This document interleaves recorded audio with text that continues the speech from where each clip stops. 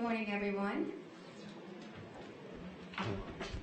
And welcome to the 2018 Annual News Conference of the Caribbean Development Bank. I'm Sue-Ann Tanis, Head of Corporate Communications here at the bank, and I am delighted to have you here with us this morning. If you're a member of the media joining us here in Bridgetown, Barbados, or joining us online, or your management and staff of the Caribbean Development Bank, I say welcome. Today we're pleased to have with us our President, Dr. William Warren Smith, our host for this morning, who you'll hear from shortly. He's also joined by Dr. Justin Ram and Mr. Daniel Best, or Director of Economics and Director of Projects, respectively. After they present, I'll open the floor for questions. And remember this morning, you can tweet along with us at Carabank using the hashtag CaribDev. And now, ladies and gentlemen, President of the Caribbean Development Bank, Dr. William Warren Smith.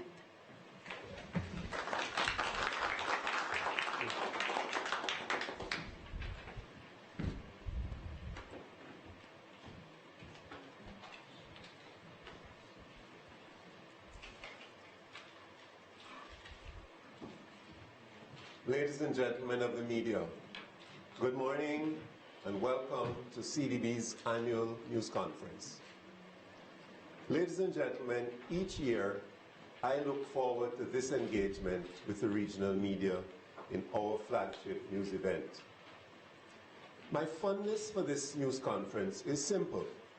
It gives us an opportunity to share with you and the wider public our reflections on CDB's recent performance and our proposed responses to the new and growing challenges which our borrowing member countries face.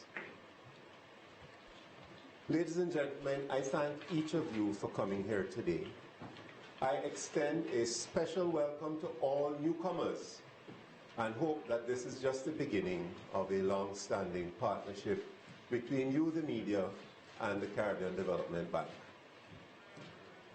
This morning's news conference will consist of 3 presentations. Mine will offer some very general observations about regional socioeconomic performance within the context of global developments. I will also discuss CDB's performance and the support that we have given to our borrowing member countries during the past year. This will be followed by 2 presentations. The first by our Director of Economics, Dr. Justin Ram, and the second by our Director of Projects, Mr. Daniel Best. Both of these colleagues will do what we might refer to as a deeper dive, and they'll provide you with a more comprehensive assessment of recent macroeconomic developments in our BMCs, a snapshot of the prospects for 2018, as well as the key public policy options for addressing these challenges. And finally, an indication of how we at CDB have been helping our BMCs with their myriad development challenges. Just a little addition here, ladies and gentlemen. I think one feature that you'll see this year, which is a little bit different from what we have done in the past, is that we've tended to speak a lot about ourselves as a bank, a development bank. But we haven't perhaps spent enough time talking about how the work that we do impacts the lives of real people. And that is what development is all about. So especially in the presentation by Daniel, you will hear something about our results, what results we have been able to achieve in our interventions in countries. So how would I characterize 2017? Let me say at the outset that I'm encouraged by the improvement in the global economic conditions and the expectations that this trend will continue into 2018.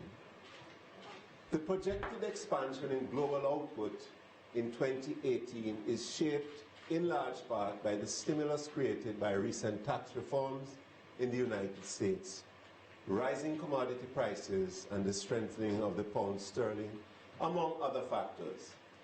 These are developments which augur well for our regional economies. Indeed, They expanded, that is our regional economies, by 0.6% with all but 5 borrowing member countries reporting output growth in 2017. For the majority of our borrowing members, this growth was driven by tourism and increases in commodity prices. The prognosis is even better for 2018, with all of these countries projected to grow by around 2% on average. In a sense, and certainly in terms of economic growth, the region is in the strongest position since the start of the 2008 global recession, which set in motion an extended downward spiral in economic performance. At the same time, I am also mindful that our economic growth continues to lag behind that of our comparators, and that there are downside risks and uncertainties associated with our economic prospects. For example, relatively modest growth was reported by our BMCs when we compare them with the other small economies which grew in excess of 4%, and the world economy which grew by 3.1% in 2017. The impact of the 2017 Atlantic hurricane season is still fresh in our minds and is a painful reminder of our region's inherent vulnerabilities.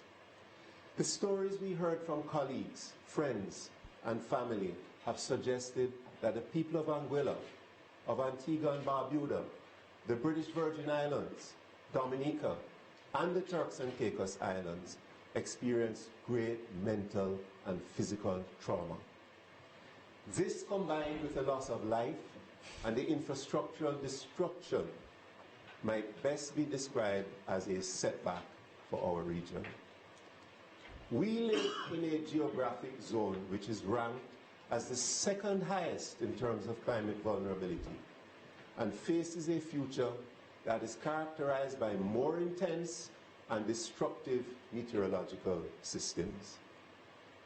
Last year, for the first time in recent history, we witnessed 2 back-to-back hurricanes which wreaked untold damage across several Caribbean countries.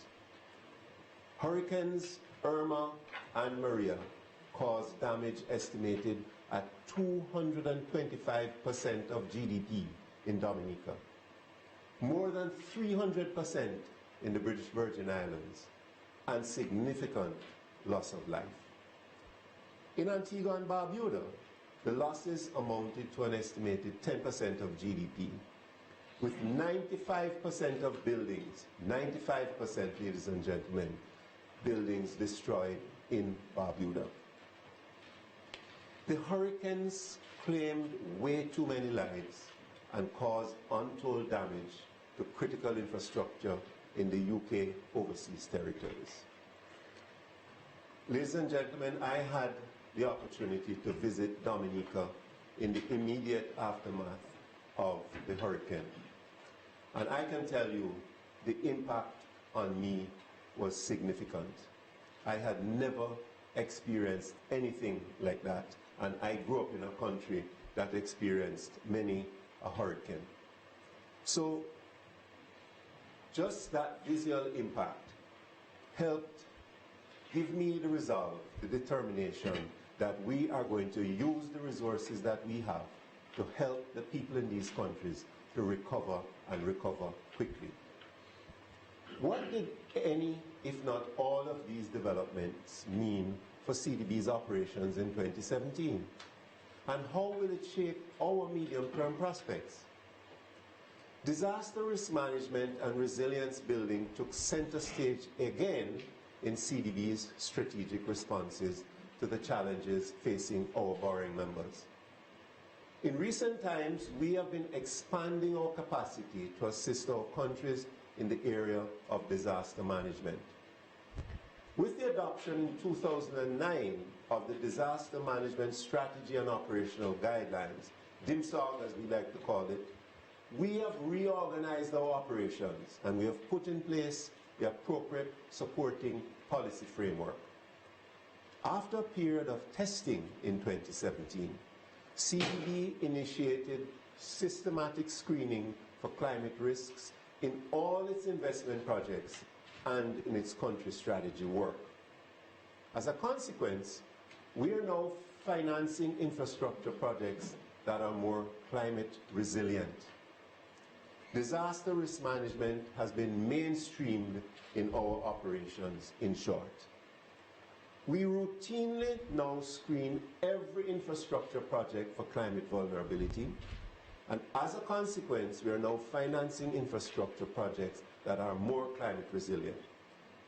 This approach has been paying some dividends, as evidenced by a CDB Finance Sea Defense project in Dominica, which withstood the damaging effects of Hurricane Maria last year.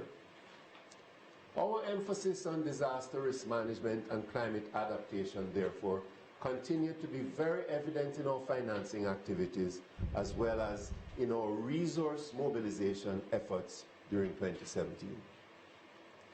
Daniel Best will speak to the details of our project financing and technical assistance in 2017, but I want to draw to your attention some key aspects of our interventions last year. Strong growth was recorded in both approvals and disbursements. We approved capital loans and technical assistance interventions totaling $364 million United States dollars. You can see it graphically on the screen. This is an increase of some 18% over 2016. On the disbursement side, this is when the money gets into the countries. Our disbursements climbed by 13% to $233 million US dollars. A sizable proportion of the financing, especially towards the end of the year, was targeted at disaster recovery and rehabilitation. As a result, we are making $700 to $800 million US dollars available over the next 5 years to help affected borrowing member countries recover from the devastating effects of the recent hurricanes. We cannot underscore enough the urgent need for liquidity in the aftermath of natural disasters. This is one of the reasons, ladies and gentlemen, that CDB augmented the capital of the CRIF SPC, that's the Caribbean Catastrophic Risk Insurance Facility, through a grant of $14 million US dollars to provide enhanced and more affordable insurance coverage to borrowing members which insure with this facility. The grant was made possible through resources provided to CDB by the government of Mexico, which is a shareholder of our institution. We also made noteworthy contributions to advancing the region's sustainable and clean energy agenda by approving funding for electricity grid modernization and energy storage, a geothermal energy exploratory test drilling project, and street lighting projects to replace existing incandescent bulbs with high-efficiency LED lamps. These projects will also contribute to reduced greenhouse gas emissions and provide cost savings to governments, to consumers, and to the business community generally.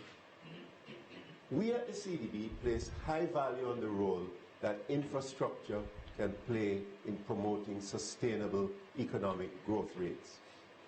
Not surprisingly, therefore, road rehabilitation, water supply improvement, and the strengthening and modernization of other economic and social infrastructure were also prominent in the list of projects approved in 2017. The financial cost of responding to natural disasters has been increasing as the frequency and intensity of these events continue to rise. Our objective at CDB, therefore, is not simply to enable BMCs to rehabilitate damaged infrastructure, but to also improve their resilience to such disasters by building back better and building back stronger. To incentivize these countries to invest in climate resilient infrastructure, We at the Caribbean Development Bank must be able to also offer grant and other attractively priced financial resources. But the challenges of our region are bigger than what CDB can handle on its own. There is no question about that. We have therefore been drawing on a combination of our own resources as well as funds intermediated through CDB by other development partners to meet this challenge.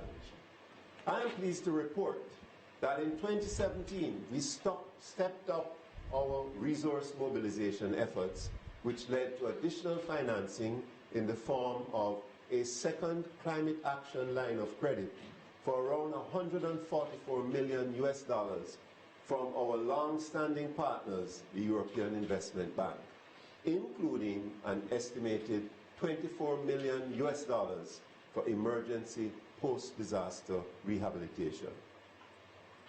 A grant of approximately $14 million was also obtained from the European Union for geothermal energy development in up to 5 countries in the Eastern Caribbean, these countries being Dominica, Grenada, St. Kitts and Nevis, St. Lucia, and St. Vincent and the Grenadines.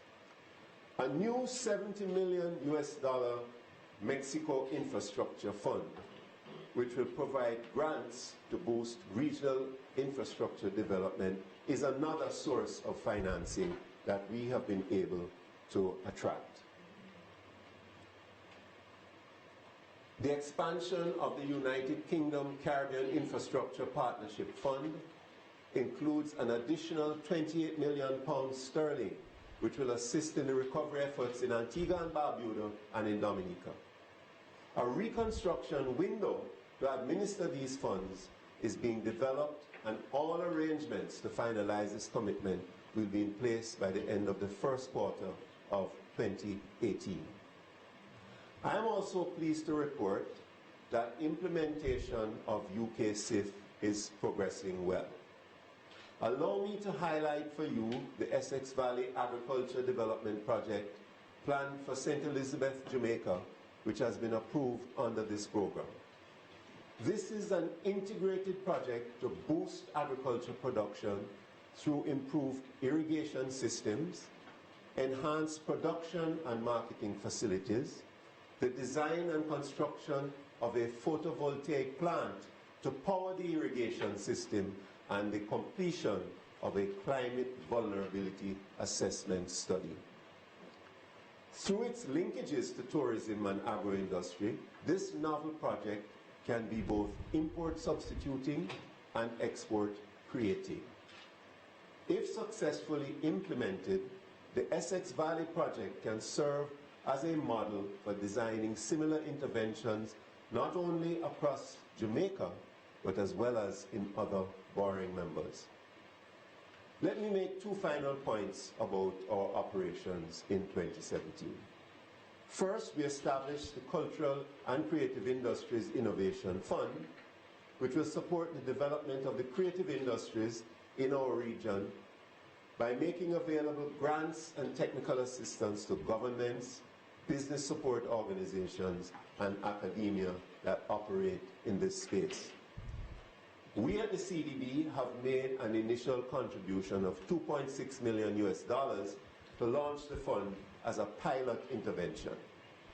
Second, the discussion about the bank's products and its various resource mobilization efforts would be incomplete without a statement concerning governance and other initiatives being undertaken internally to safeguard the efficiency and financial stability of the bank's operations.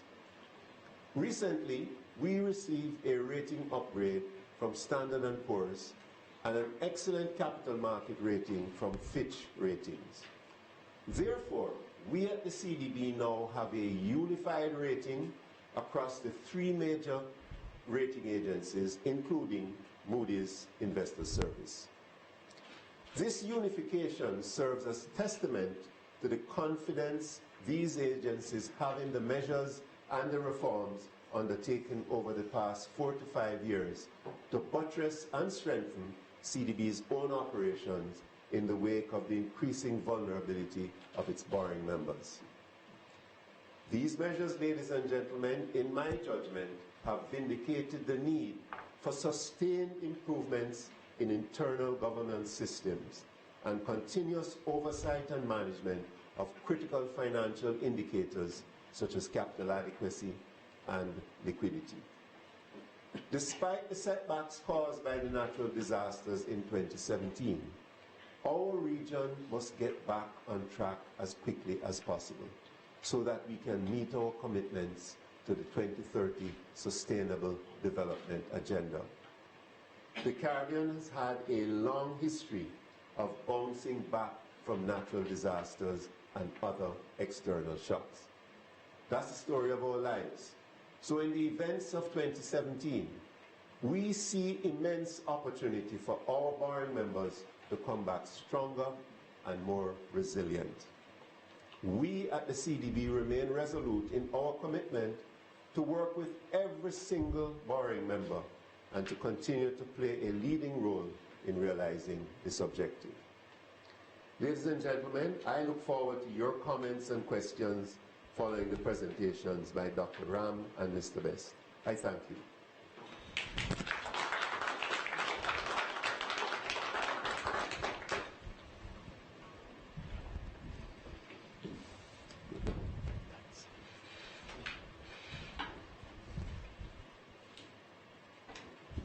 Okay.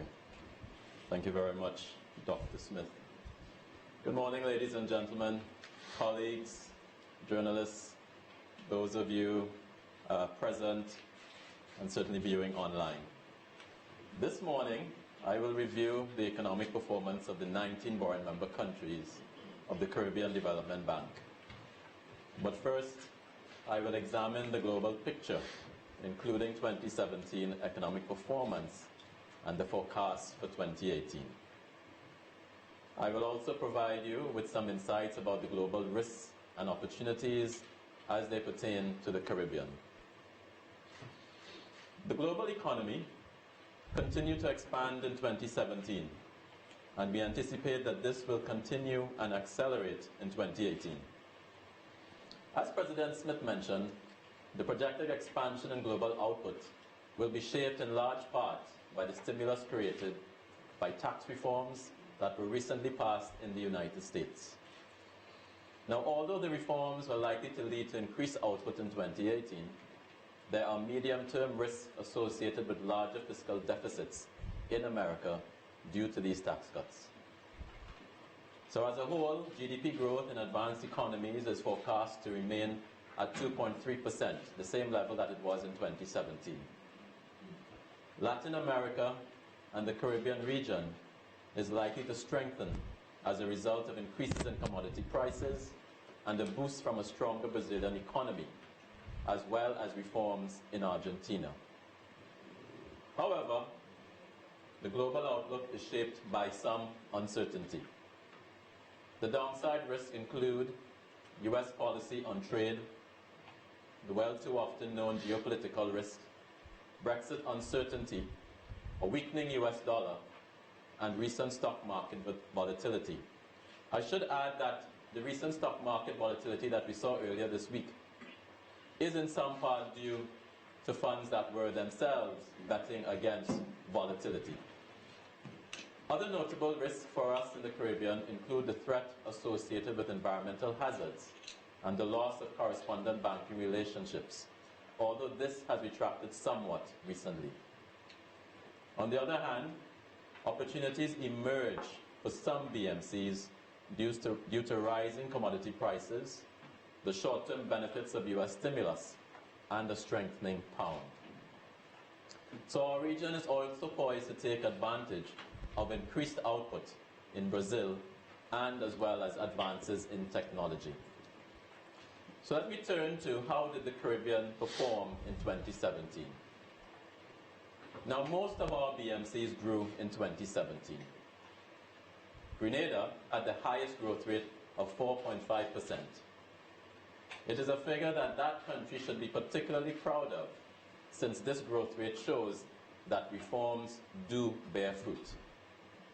Antigua and Barbuda and the Turks and Caicos Islands also recorded strong growth despite being impacted directly by hurricanes. Now, 5 BMCs, however, experienced negative growth in 2017. Anguilla, the British Virgin Islands, and Dominica had the largest declines due to severe damage caused by Hurricanes Irma and Maria. Notably, the Trinidad and Tobago economy continued to contract. And given that country's economy accounts for a third of regional output, this meant on average the region only grew by 0.6% in 2017. Now, as this chart shows, the Caribbean's economic performance as a whole continues to lag that of all other groups, most notably, as President Smith pointed out, to other small developing states. This comparison with other small states suggests that small size is not an obstacle to growth, but rather that other structural impediments might be the reason for the Caribbean's tepid performance. Now, let's take a look at what happened to our major trading sectors. Gold prices remained steady, which was good news for Guyana and Suriname. And since October 2017, oil prices have started to increase. This increase indicates a strengthening global recovery. But I should tell you, prices are unlikely to get to the highs last seen in 2014 due to changes in the oil market as a result of the US shale oil revolution. Stayover arrivals increased in 2017, which is good news for service-based economies. So there are opportunities for our region to capture more value from tourism. We can further capitalize on new technology platforms like Airbnb, the shared economy, and emerging fintech payment systems.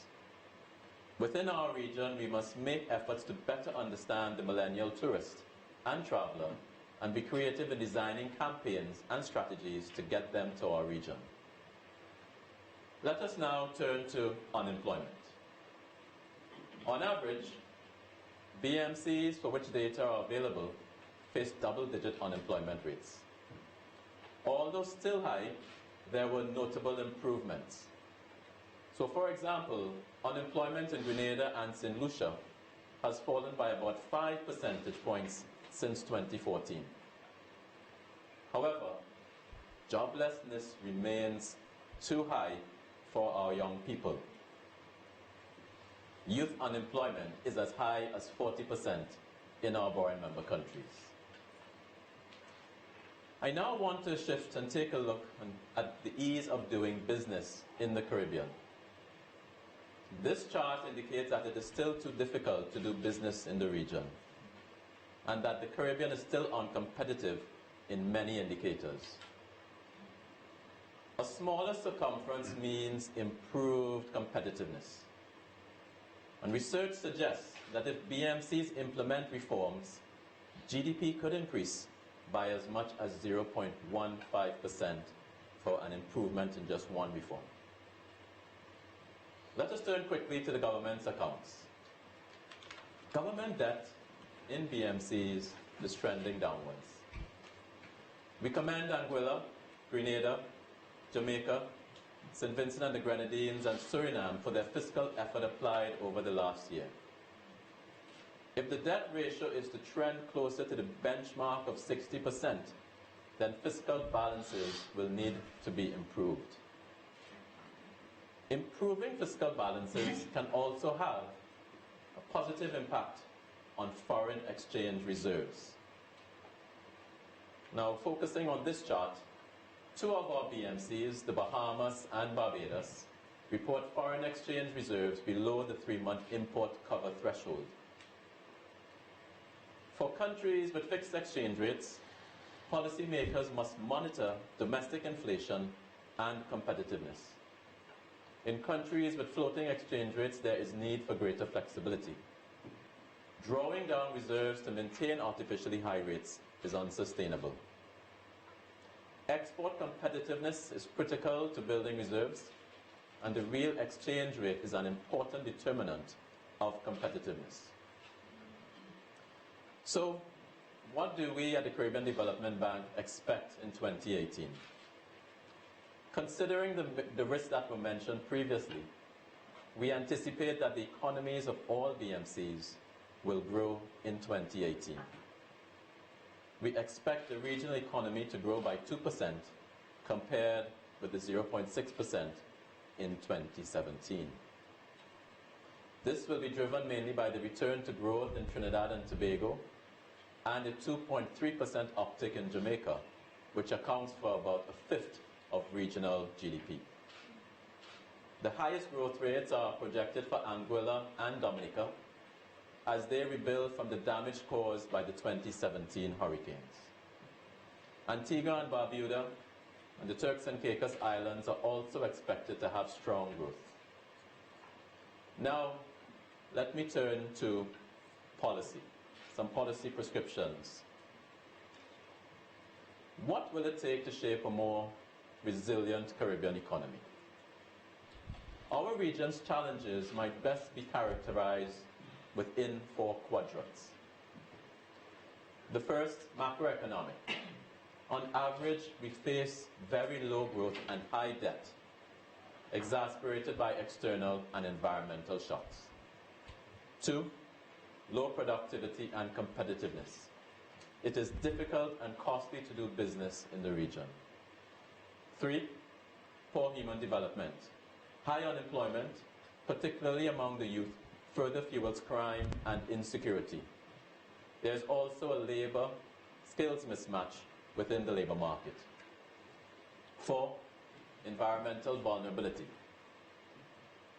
Since 1950 to 2014, 148 disasters resulted in US $52 billion in damages and losses across the Caribbean.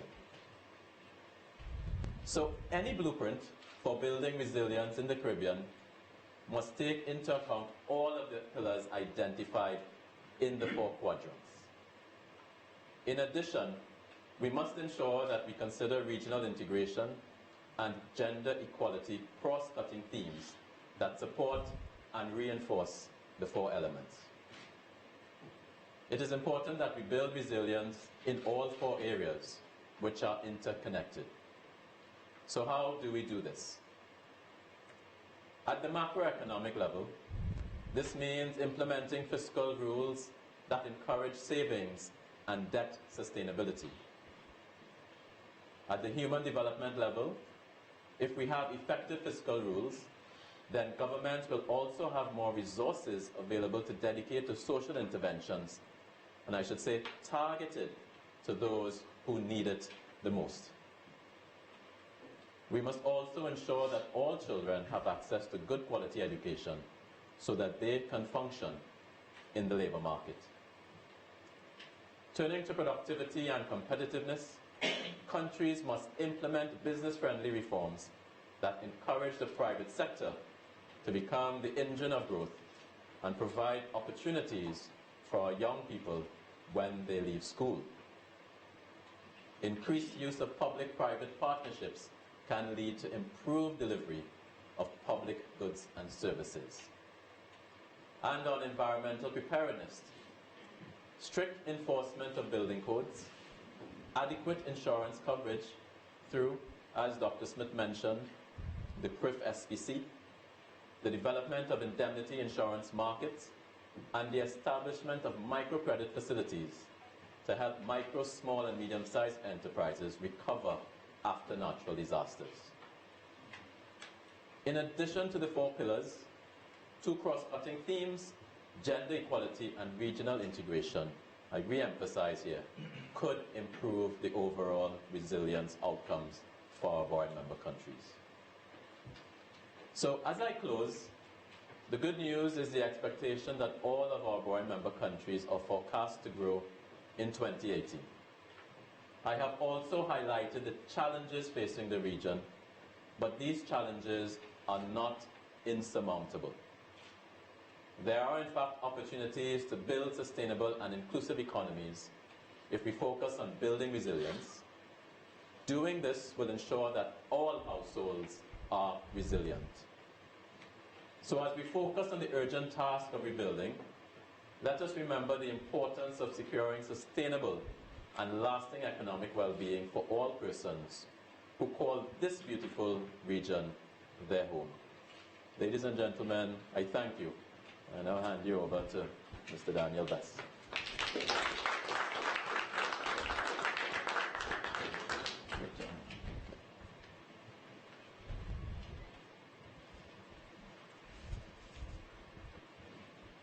Members of the media, management and staff of CDB, viewers tuning in online, good morning. In 2017, the Caribbean Development Bank redoubled its efforts to increase approvals and accelerate implementation in sectors and areas that offer real potential for changing the lives of many vulnerable people in our societies. Today, I am going to discuss the bank's operational performance over the past year, partnerships, our commitments, how we made a difference in 2017, and our disaster recovery and rehabilitation response. 2017 was another successful year for the bank's financing activities. Once again, we exceeded our approval targets for loans and grants. Total approvals reached $364 million compared with $306 million in 2016 and $292 million in 2015. The total approvals for 2017 included $104 million in grants. The bank again exceeded the disbursement target for the year. Total disbursements stood at $233 million as compared to $206 million in 2016 and $159 million in 2015. As we know, there is an inextricable link between disbursements and progress in projects across our borrowing member countries. This achievement is therefore reflective of the ongoing effort that we, as the region's development bank, are making to more appropriately respond to the persistent regional challenge of insufficient implementation capacity. As the President mentioned, disaster risk management and resilience building featured prominently in the bank's work in responding to the needs of our borrowing member countries. In addition to these two areas of focus, CDB approved a number of projects. Allow me to highlight just a few which we believe have significant developmental potential for our region's communities and citizens. In the British Virgin Islands, we approved a $9.3 million project to support education reforms and a rehabilitation and reconstruction loan in the amount of $65.2 million. In Antigua and Barbuda, the bank approved $45.9 million for the second road infrastructure rehabilitation project and $29 million for a rehabilitation and reconstruction loan. In 2017, the bank also announced the approval of $18 million to improve the quality of and access to basic education in Haiti for 68,000 people. For Suriname, CDB approved $29.8 million to establish a more energy-efficient street lighting network. And in Grenada, the bank sharpened its focus on food security, approving $5 million for climate-smart agriculture and $1 million to strengthen food safety management systems. Allow me a few moments to talk about our flagship poverty reduction program, the Basic Needs Trust Fund. In 2017, we continued to address the needs of the most vulnerable in our region through BNTF. The ninth cycle started last year with $40.8 million in resources from our Special Development Fund. In this cycle, we expanded our areas of support to include entrepreneurial development, importantly with a focus on youth entrepreneurship. BNTF strengthened and initiated private sector partnerships to catalyze additional resources and boost already available funding to address poverty in communities across participating countries. The program's ninth cycle also takes into account climate change risk adaptation opportunities and the integration of renewable energy technology. It is estimated that our region needs at least $30 billion to close its infrastructural development gap over the next decade, to compete on a global scale, reduce poverty, and drive sustainable growth. As the President mentioned earlier today, CDB has mobilized a sizable portfolio of concessionary financing through grants and loans at very low interest rates to help close this gap. The aim is to accelerate investment in social and economic infrastructure without creating unsustainable public debt. In 2017, under the United Kingdom Caribbean Infrastructure Partnership Fund, CDB approved a total of £56 million for projects in Guyana, Jamaica, Montserrat, St. Vincent and the Grenadines. With a $20 million contribution from our partners, Agence Française de Développement and the European Investment Bank, we approved a streetlight retrofitting project for Jamaica, further advancing our clean energy agenda. Through the ACP EU Natural Disaster Risk Management Program, Grenada and St. Kitts and Nevis will benefit from the completion of climate vulnerability risk assessments for the water sector. Funding from this program will also support similar studies in the road transport sector in Guyana and St. Lucia. These projects are being supported through grants from the Sustainable Energy for the Eastern Caribbean program and the Canadian Support to the Energy Sector in the Caribbean Fund. So how did CDB make a difference in 2017? Throughout the year, our interventions transformed the lives of people across the region. I will highlight just a few this morning. In terms of economic and social infrastructure, we continue to work on a number of projects that connected communities, made our roads safer, and improved access to a more reliable supply of potable water.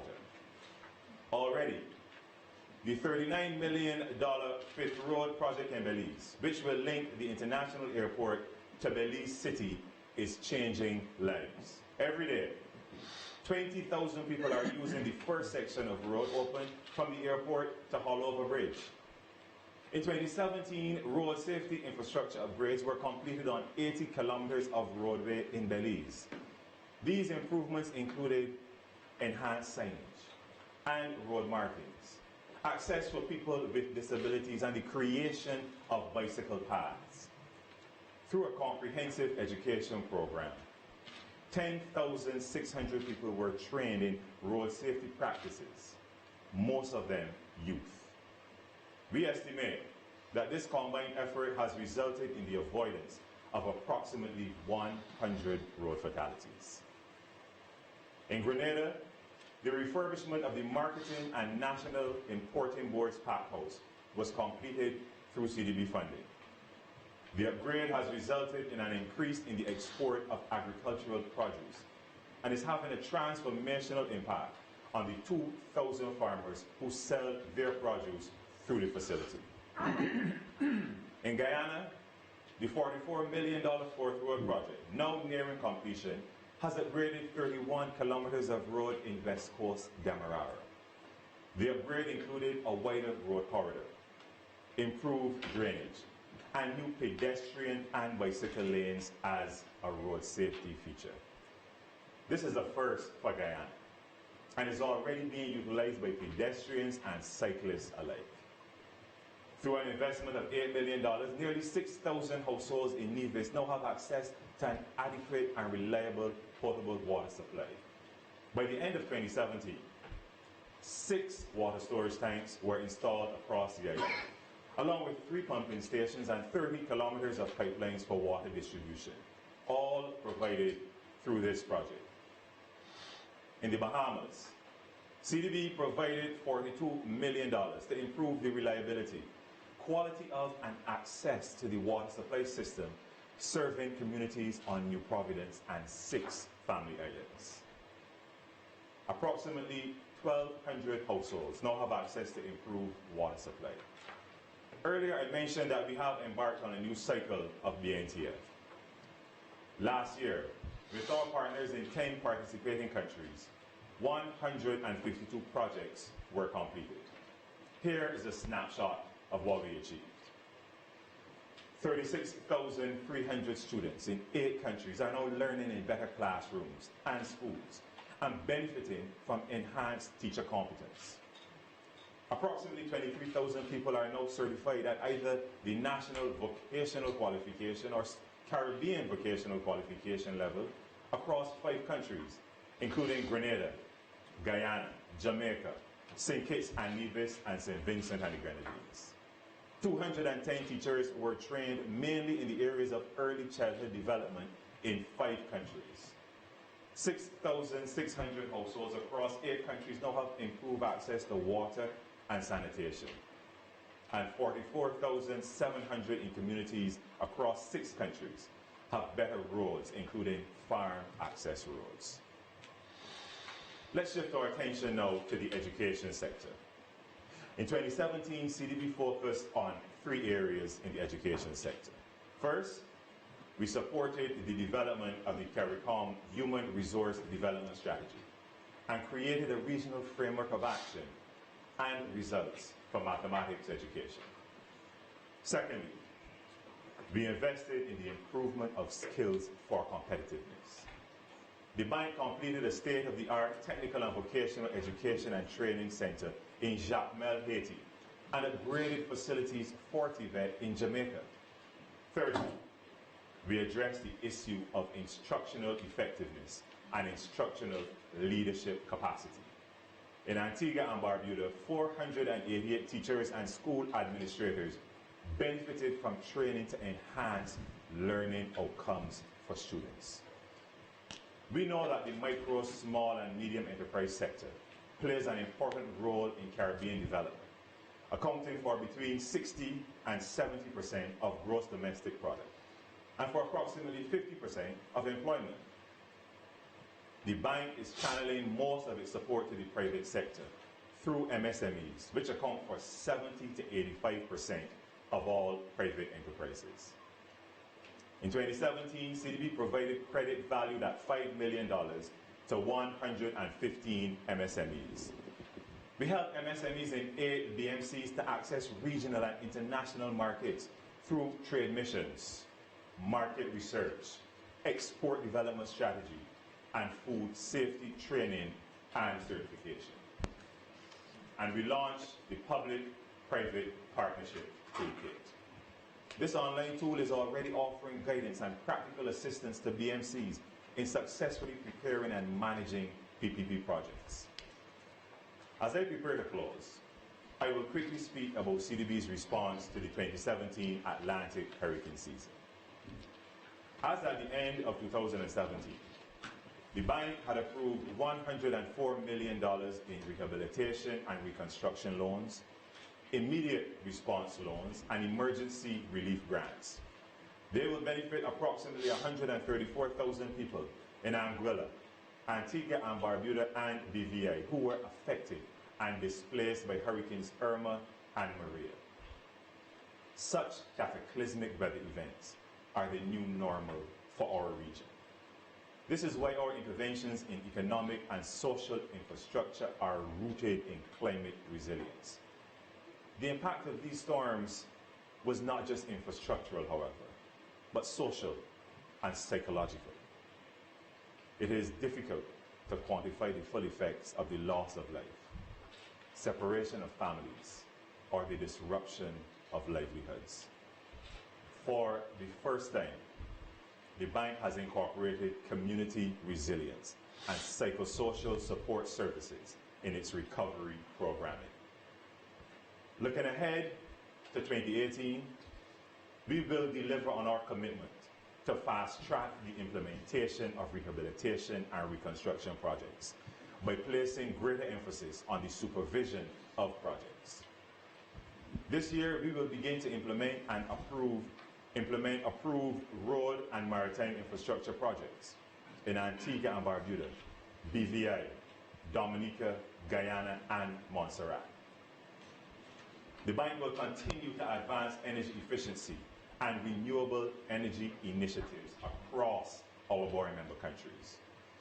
We will address the issue of youth unemployment through skills development projects in Belize and Grenada. The bank will also boost its support for regional food security underpinned by climate-smart agriculture. As the President said, we will operationalize the Cultural and Creative Industries Innovation Fund approved in 2017.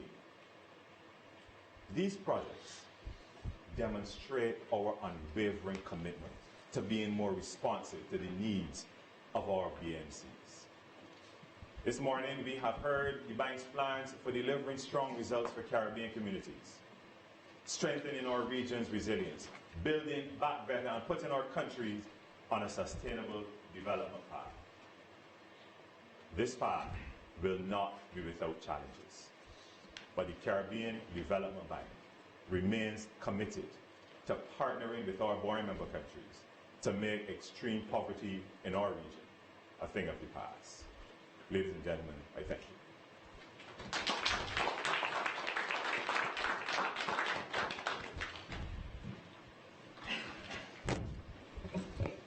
Thank you, Dr. Smith, directors. At this time, we're going to open the floor for questions. Remember, if you are online and you do have a question, to leave the question in the YouTube comments or tweet to @CaribBank using the hashtag CaribDev, and I'll place them to our spokespersons this morning. Journalists in the room? Marlon? Marlon, Barbados today. My first question to you, Dr. Smith or Dr. Ram, I don't know who'll take this, but in terms of the projected growth for the region, I realize that Barbados, I think we're expecting 0.7%. Right. Why is this so low, and what are some of the suggestions or recommendations that you have for this market at this time as we move forward with the fiscal deficit that we know is a problem and the high debt? Okay, thank you. Thank you very much for that question. Dr. Ram, I think you're the best place to address that one. Okay. Thank you very much, Dr. Smith, and thank you for the question. The growth rate that we are predicting for 2018 is really because of the economic circumstances that they currently are in Barbados, primarily as it relates to the government accounts, and also as it relates to some uncertainty for this year because we also have a pending election. What does Barbados need to do to perhaps get economic growth to a higher level and to deal with government accounts? The first thing is that the government needs to examine and to bring under control the cost of debt. Right now, the interest rate, the effective interest rate on debt is too high, and so some debt management is required. Secondly, the government also needs to examine its other expenditures, and particularly as it relates to transfers and subsidies, which are currently running at around 13% of GDP. So that means there needs to be some reforms, particularly of state-owned enterprises. Thirdly, the government needs to make the Barbados economy a lot more competitive and productive. And so that means dealing with inefficiencies in the doing business environment. Fourthly, throughout this process of reform, it's really important that the government focuses social interventions towards those who need it. And that also means that there needs to be a new training program to provide laborers with the skills for the new labor market. And I should say, fifth, the government needs to examine its infrastructure. It needs to put in place a program that reforms and replaces some of the infrastructure that we have now, particularly as it relates to roads and to sewage. Hayden Boyce from the Terceira Sun. This question is for Dr. Smith. You framed your remarks within the context of regional performance within global development. What I want to ask you is what impact, if any, do you see Brexit and the policies of Donald Trump, whether it's immigration or his economic policies, having on the performance of the Caribbean countries in the short to medium term? That's a tough one. As far as Brexit is concerned, I think we're perhaps in the early stages.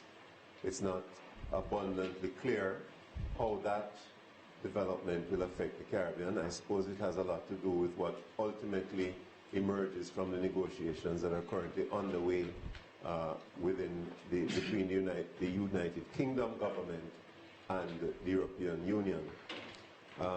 There is one possibility that the separation of the United Kingdom from Europe could lead them to place greater emphasis on wider international trade. And there's a suggestion that perhaps they might want to revisit their relationship with the Commonwealth countries, which would include the Commonwealth Caribbean. So that's the upside. There's a possibility also that the United Kingdom might be adversely impacted by the separation, and their economic circumstances might diminish, which could affect the flow of tourists to the Caribbean. As you know, the UK is a very large source of tourist arrivals for some Caribbean countries, especially Barbados. So that is one downside. As far as the United States is concerned, that is one that we need to watch very carefully. The Trump administration is in its early days. They're developing policy. We're not sure exactly how it is going to transpire. So that what I think we need to do in the Caribbean is to just ensure that we do what we have control over. We do some of the things that Dr. Ram spoke about. We try to build more resilient, more competitive economies, such that we have flexibility. We have the opportunity to look elsewhere if difficulties arise in our relationship with some of our traditional partners. At our annual meeting last year, we spoke about the need to deepen regional integration so that we could widen our trading relationships and put greater reliance on the CARICOM arrangements, and that we should also look to build deeper economic relationships with the countries of Central and South America. Thank you, Dr. Smith. Kalila? Yes, Kalila Reynolds, Nationwide News Network in Jamaica. Dr. Ram, you noted a 2.3% uptick projected for Jamaica, which you said accounts for about a fifth of regional growth. And that 2.3% is actually a downgraded projection. They had expected higher before, but they had to revise it downwards because of poor performance in agriculture in particular. And it seems every year, Jamaica says, this is our year, we're gonna grow. And then something happens and they don't grow, the country doesn't grow. So how confident are you in Jamaica's growth prospects for the next year and going forward? Thank you. Well, I'm actually very confident that Jamaica should achieve this growth rate this year. Of course, there are risks out there which can have a negative impact on this, particularly as it relates to environmental risks. But let me just say that over the last 5 years or so, the Jamaican government and the Jamaican people have reformed significantly, that now is the time that we expect to see the fruits of those reforms. So government debt is going in the right direction. It means that there is now greater confidence by the private sector in the economy, and greater confidence by the private sector with respect to government policy. There's now greater certainty as to what the government will be doing. Government has also made it a lot easier to do business in Jamaica. And that I know investors from around the world, and certainly other investors within the Caribbean, are also paying particular attention to. And so, in fact, what we have seen recently in Jamaica is that there's been a real uptick in foreign direct investment. That uptick in investment means, of course, that over time we will expect to see further gains in growth from that investment. So I would say we're very confident that we will see the Jamaican economy continuing to improve over the medium term. You see the 5 and 4 growth target you may have heard of, you see that as being achievable? Sorry? There's been this 5 and 4, 5% growth in 4 years growth target set by the administration. You see that as being realistic? Well, there is a need for the government to place greater focus on the doing business environment, ensure that perhaps we can get close to that. There is a possibility. As I said before, because foreign direct investment has improved significantly, and the returns from that should start to flow into the Jamaica economy over time. So there is a likelihood that we could reach close to that target. What is the criteria for countries accessing the $700 to $800 million in hurricane relief? And what steps what measures are being put in place to ensure that these funds go to their design purpose? Yeah, thanks for that question, Hayden. The simple criteria under our disaster management and operational guidelines is that a natural disaster has occurred. And once our affected or impacted board member countries submit a request to the Caribbean Development Bank, we move swiftly to either to appraise and therefore and hence implement one of 3 instruments, either an emergency relief grant, an immediate response loan, or a rehabilitation and a reconstruction loan.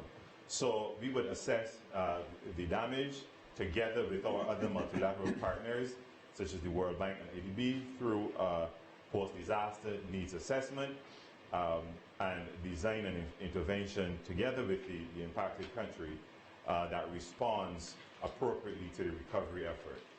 As it relates to the measures that have been put in place, our procurement guidelines, as you know here, are harmonized with all of the other multilateral agencies. So we have very, very strict procedures for the movement of our funds from CDB into the various countries. And we also have quite stringent independent areas in integrity and compliance, risk, audit, and independent evaluation to ensure that the results which would have been designed at appraisal and approved by our board reach the intended beneficiaries. So we're pretty confident that when we disburse funds supporting the recovery effort, that they will in fact reach the impacted person. Thanks, Dr. Best. One question from an online journalist before we get back to those in the room. Dr. Smith, this question is for you. What actions is CDB taking to expand the membership of the bank, for example, to Cuba and the Dominican Republic, as well as Panama? That's a good question, and it's one that is very much on our radar. At the last year's annual meeting, 2017, in the Turks and Caicos Islands, that was the sort of headline issue that we presented to our governors. We recognize that for us to be able to serve our countries better, we need to be able to diversify our lending portfolio. Concentration risk is not a good word in our business, as it is in any kind of banking business. So that the CDB has a strategy that is geared towards bringing new members on board, both on the borrowing side and also on the non-borrowing side, to boost our capital such that we'll be able to make ourselves a stronger partner for our borrowing member countries. The immediate targets are some that you mentioned: Cuba, the Dominican Republic, and so on. There are complications in bringing those countries on board. They are of a political nature, but that is not new to us. Our job is to work with the existing borrowing members and also to work with the potential new members in order to make it happen. but it's very much on our radar screen, and it is a critical strategic initiative to make the CDB a stronger and more reliable partner to our existing members. Thank you, Dr. Smith. Nicola? Dr. Ram, Dr. Smith, good morning. Dr. Ram, you mentioned the issue, the challenge of the ease of doing business in the region and the levels of competitiveness. And I thank you so much for us having a very paperless environment this morning, which brings me to the point in terms of the ease of doing business and us moving into the digital age. We have to make that transformation from analog to digital. What recommendations would you make to borrowing member countries in terms of, one, educating the new labor force in terms of that element, and also encouraging borrowing member countries to do the jump off, because that in itself enhances the levels of competitiveness? That's one. Two, Mr. Best, you can also just give me an idea in terms of the operational element of the regional creative and innovative fund that was launched. What are we looking at? And three, let me just get all one time, Antigua Barbuda, we are looking at a growth rate, I think, of just over 5%. We were thinking probably double digits. Is that realistic? Could you just give us some feedback on that based on what has taken place within the last year? Thank you. Thanks, Nicola. Daniel? Why don't we start with creative industries? Sure. Thank you, Nicola.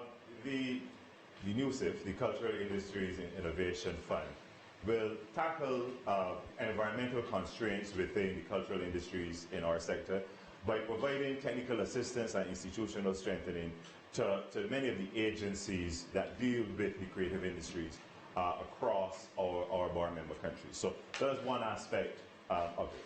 The other aspect which we're quite excited about is that under the fund there is a facility for seed capital to young entrepreneurs, or to entrepreneurs who operate within the creative industry.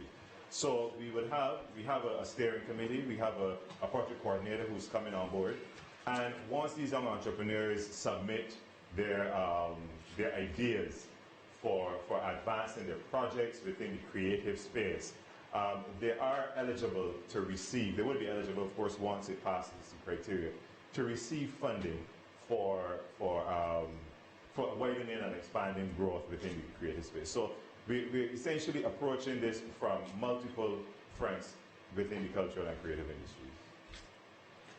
Justin, you want to speak to the Antigua question? It's a question for Justin. How does the TCI rank in terms of growth among the Ian, just give us 1 second. We're going to complete the response to Nicola's question, and then we can come back to you. No problem. Antigua. Yeah, thank you for the question about the Antiguan growth rate. So yes, we are predicting just about 5.3% growth for Antigua in 2018. And that has to do with the couple of things. The rebuilding exercise that has to take place on the island of Barbuda. As you know, a number of the homes and infrastructure there was badly damaged because of the hurricanes in 2017.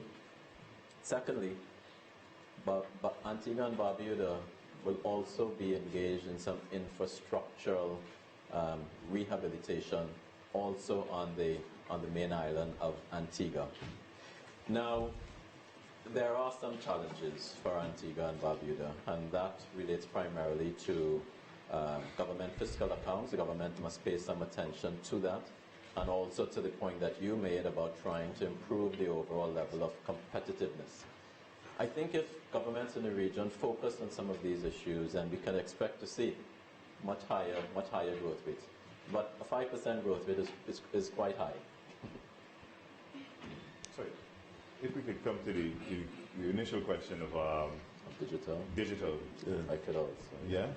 Well, before Justin comes in, one of the things that we're doing at CDB within our how we treat with the education sector, education and training, you would have noticed in my presentation, I spoke to the Jacques Mel Center in Haiti.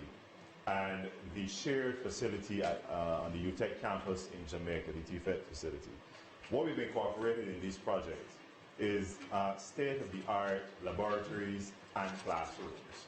So we view education and training, we've already started rather to view education and training at CDB through the lens of paperless, preparing our students for the workforce, for the digital environment which they will have to work in. And the best way to do that really is to train them in classrooms that are already equipped at state-of-the-art for these purposes. So our interventions in the education sector, you will see increasingly our state-of-the-art, paperless, digital, completely plugged-in environment, not dissimilar to the conference center area. Yes, Justin. Let me just also add to that what can governments do to support this as well? One, governments can also try to digitize their own platforms to make it easier for residents and citizens to engage with the government at the digital level. And I should also say that in the region, we also have a lot of digital entrepreneurs, but we also need to provide support to them. And a really interesting idea is for us to have what we call regulatory sandboxes, so that we provide a sort of a micro-environment to allow digital entrepreneurs to I guess, explore and expand what they are doing now. So that's also another way that we could support this move towards digitization. Okay, we have time for 2 more questions, well 3. So Hayden will take you first, then Paul will come to you, and then Roseanne, I see your hand. Yes, Justin, I was asking you just to say where exactly does the TCI rank in terms of growth among foreign countries?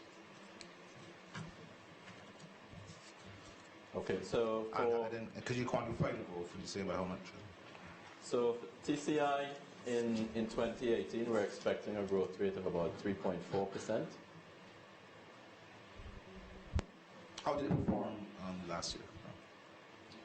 Sorry, could you speak a little louder? How did it perform last year? It grew by just over 4% last year. And that was first, second, or third in the pecking order. How was it? First, second, third? In 2017, I believe TCI had almost the second highest growth rate in the region. Okay, thank you. Great. Paul? Paul McCallum, BPI Ghana. I don't know who want to take this. How would you categorize Ghana's success rate with its CDB funded projects? I know you cited the road project, which is on the way. And could you speak a little bit about the potential economic impact of the developing oil and gas sector, and any advice or assistance the CDB might be willing to lend to the country in this field, if asked or if they have already been approached? If I could just take the oil and gas issue first. The oil and gas development in Guyana is blessing and possibly curse. And history of other countries demonstrates that. Guyana has a unique opportunity to really transform the development of their country and speed up that development. But I think that one of the lessons learned is that if not properly managed, if that windfall of wealth is not properly managed, it can lead to the decimation of other industries, affect the diversity of the economy, and generally hold back the development of the country.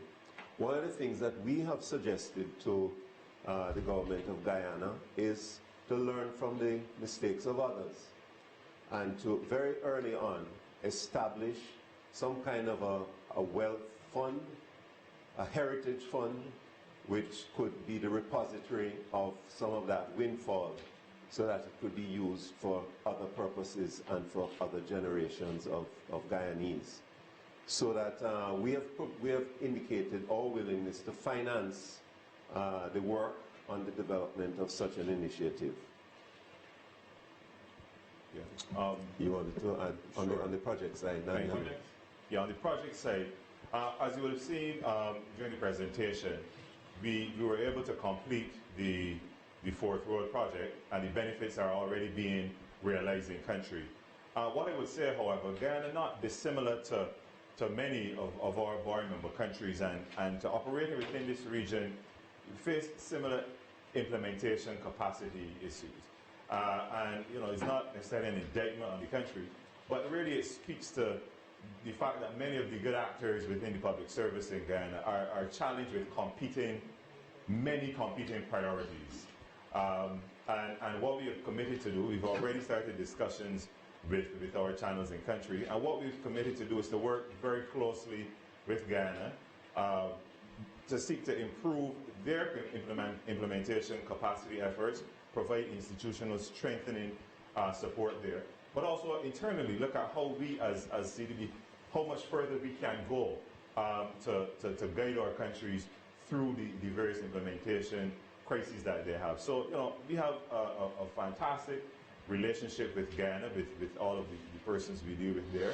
We are happy with how many of the projects have gone, but we recognize that there's certainly room for improvement in many of the executing agencies and implementing agencies. And just as we look inward at ourselves at CDB every year as to how we can get better at implementing and committing resources, we do the same with our countries, and we will be doing that with Guyana in 2018. Thank you, Daniel. Roseanne? Thank you. Good morning. My name is Roseanne Pyle. I'm from Observer Media Group in Antigua. And my questions are for whoever is best qualified to answer them. Mr. Best, you would have said that you are looking, the bank that is looking to have greater supervision on projects, the rehabilitation and reconstruction projects. And you also mentioned your stringent guidelines for accessing the funds and for the money to be released. So my question is, why are you doing this in terms of greater supervision? What would have given rise to this? And also generally, how does the bank feel about the timelines in which projects are completed with CDB funding?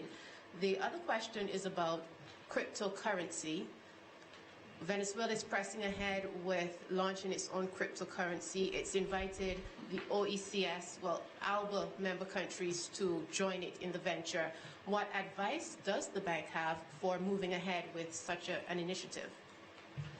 I think Daniel should take the first question on project implementation in Antigua, and then Justin has made cryptocurrency his thing, so we will rock out the opportunities and we'll deal with it. Absolutely. Thank you, Roseanne. Like any organization, any good organization, every year we look at how we function, how we operate as a bank, as a region's development, primary development institution, and how we can do better. How can we better serve our constituent member states? And one of the areas that we have identified over 2017 is implementation. Now, while we are pleased that we exceeded our disbursement target, and while we also would have significantly improved year on year from 2016 and 2015, we're not resting on our laurels. We appreciate the fact that, to your point, many of our interventions in country take a bit longer than would have been designed at appraisal. And we need to, as a bank and as a region, do better than that. Because the longer our interventions take to be implemented, the longer it takes for the beneficiaries to benefit from these funds. And so we are taking a hard look. We have looked at how we are structured as an operations area, and therefore how we can tweak certain things within our processes to get to our beneficiaries much faster. But also, we look at what support is required in country. We have no intention of tampering or tweaking our procurement guidelines. As I said, our guidelines are harmonized, and we have a number of independent areas that ensure that we stick very closely to our guidelines. So that, however, does not preclude us from considering how our countries are responding to development assistance. And this is not a CDB challenge only, it's IDB, it's World Bank, it's all of the international financing institutions operating in this space. And so together with our borrowing member countries, we think it is the time has come. It's no longer sufficient to say there's not capacity in our countries. We know this. And we, as the region's development institution, intend to make a difference as to how we get implementation to happen much faster, much more effectively within the prescribed guidelines. Could you be a bit more specific to the Antigua scenario and what might be some of the challenges that are given to you for the delay in implementing the project? Well, with respect to the Antigua rehabilitation and reconstruction loan, one of the things I could say that we're pleased about is that the disaster happened at the end of September 2017, Roseanne. And we were able to pull together an appraisal team, an appraisal report, get a project approved to our board, and have a disbursement before the end of the year. What we're going to do is to support Antigua even more than we would have done, is to ensure that we have capacity in country by providing human capacity, human resources, personnel to handle these resources in country who are familiar with CDB's processes to drag the resources through the door. I should mention, for instance, the road rehabilitation project, which would have been approved under the UK SIF, project. In Antigua, we were able to move through the various approval levels pretty quickly. I mean, there was a bit of a snag which we had to work through with Antigua, but we were pleased at the level of cooperation and effort. So, while I don't want to single out Antigua, the challenges are common. It's warm bodies on the ground, and ensuring that these persons have the skill sets and the experience necessary to move these finances. And we're confident that we have this in Antigua, and so we're quite confident and excited about what 2018 will bring with respect to implementation.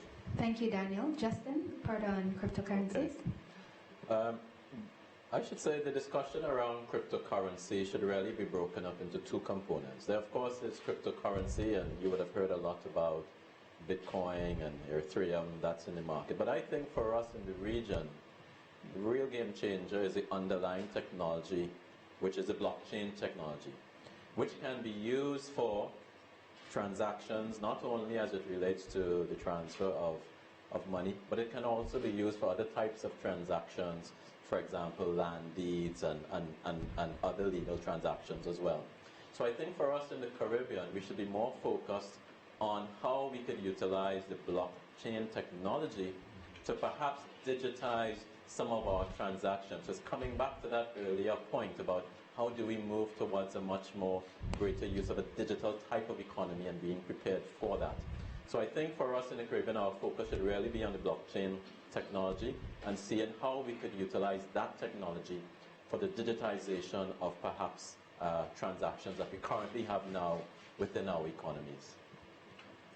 Thank you, Justin. At this time, unfortunately, because we're live, we do have to go. But what we will do is take any additional questions as interviews immediately following the close of the stream. Thanks for joining us. We appreciate having you here. And now on to interviews for those media reporters who remain in the room. Thank you. Okay. Excellent. Excellent. Great. Turn off this one. Yeah, no, okay, good. Turn them off.